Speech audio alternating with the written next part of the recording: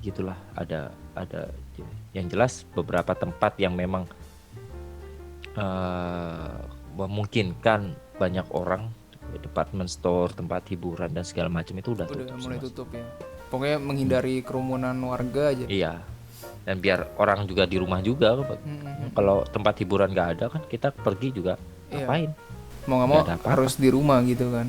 Iya gitu. Kalau dari pemerintah sendiri gimana Pak? Kasih bantuan apa nggak? Kalau di Jepang sendiri?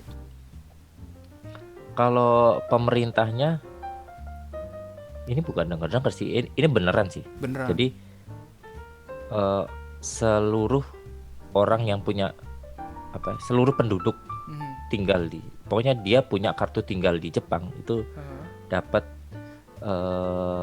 apa sih, sebanyak 100.000 yen. Dapat bantuan 100.000 yen tunai. itu, iya, Itu 100.000 yen oh itu sekitar 16 juta mungkin rupiah. 16 juta. 16 juta, Berlaku yang asing 16 juga juta. masuk juga Pak yang asing. Iya, yang asing itu persyaratannya kamu punya Zairu card, itu apa sih namanya? Resident card. Jadi Hmm. emang punya izin tinggal di Jepang, Iya. terus udah tinggal lebih dari 3 bulan. Oh. Jadi Jadi intinya punya jadi tanda kartu tinggal bukti itu, ya dapat resident card bantuan itu. tunai itu gitu. Ya, Oh. pokoknya semua orang. Jadi foreigner sendiri pun eligible lah gitu. Kalau Indonesia sendiri kayaknya baru rencana-rencana sih Pak, tapi belum tahu sih ke depannya gimana. Bantuan-bantuannya. Ya, Katanya beras, melon. Kemarin sih melon terakhir nggak jadi ya melon melon. yang dibagiin terus Gimana karena ya? kan disuruh ngantri.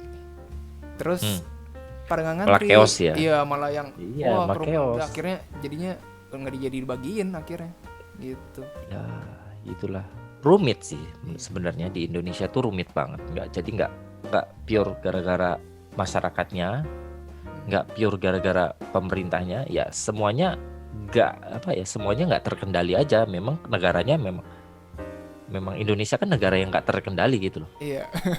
Bisa Negara bilang yang gitu. chaos gitu loh. Iya, Jadi iya. ya ditambah Indonesia sendiri pun nggak punya pengalaman untuk menangani pandemi, ya kayak gitu loh. Pokoknya detailnya lu bisa baca deh pokoknya di blog Di gua kalau lu blog pengen yang baca. naikin Tokyo ya. Ya, jadi kalau kita lihat dari, kan dekade ini itu adanya apa sih, SARS, Hmm. ya kan?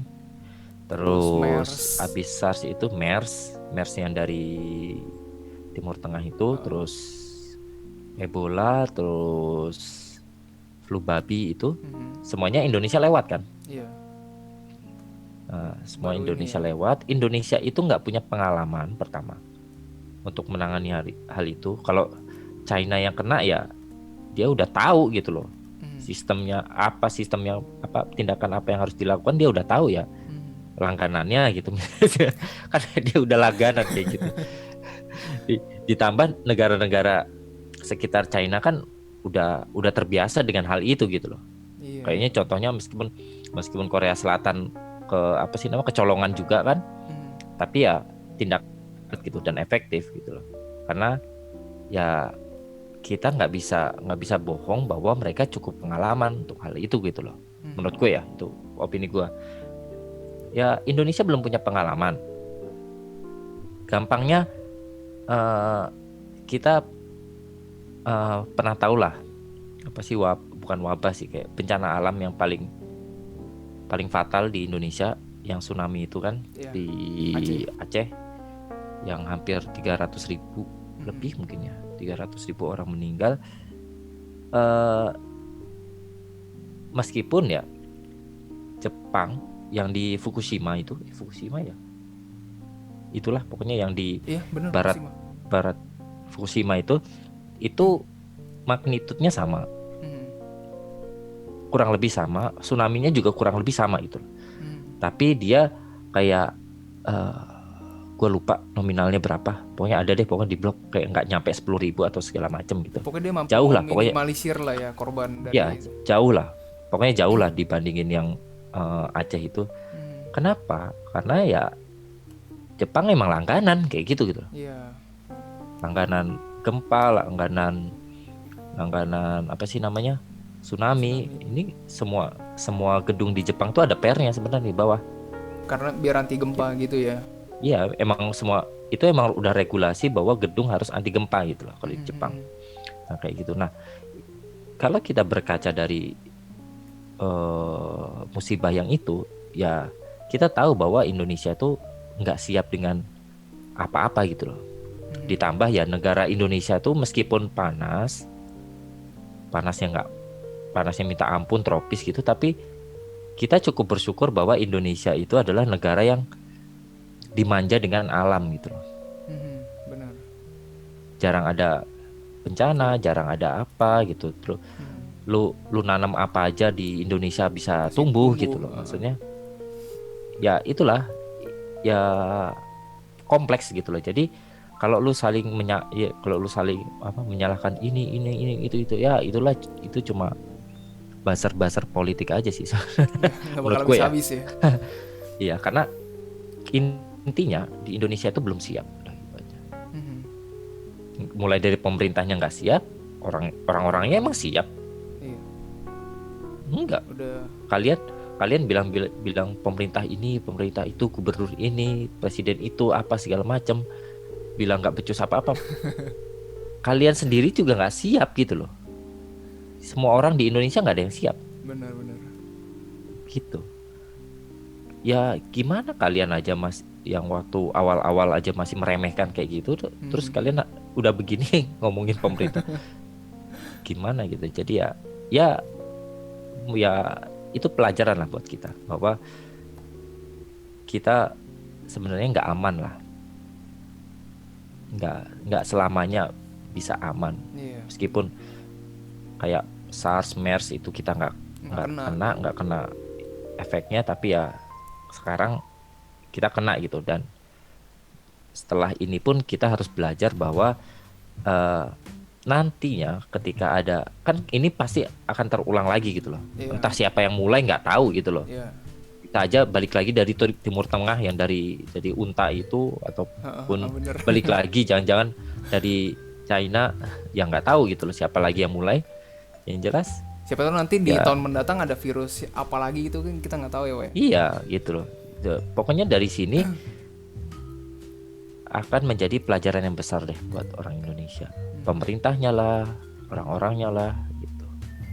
Jadi ya kita udah nggak bisa komplain gitu sekarang. Sekarang ya masing-masing aja. Kalau lu pengen selamat, lu harus sadar gitu loh. Kalau lu memang nggak egois, ya lu juga harus sadar gitu bahwa COVID-19 ini tuh bukan masalah ini membunuh lu atau enggak gitu loh. Ini tuh nyebarnya gampang banget gitu loh. Berarti tingkat kesadaran Indonesia kali mungkin ya. Iya. Kan ini kan sama aja kayak MLM kan. Satu ngajak 10 orang. Iya.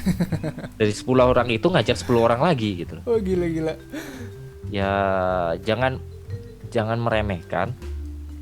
Jangan merasa sehat. Itu paling penting sih, jangan merasa sehat, karena katanya memang orang Indonesia itu imunnya kuat.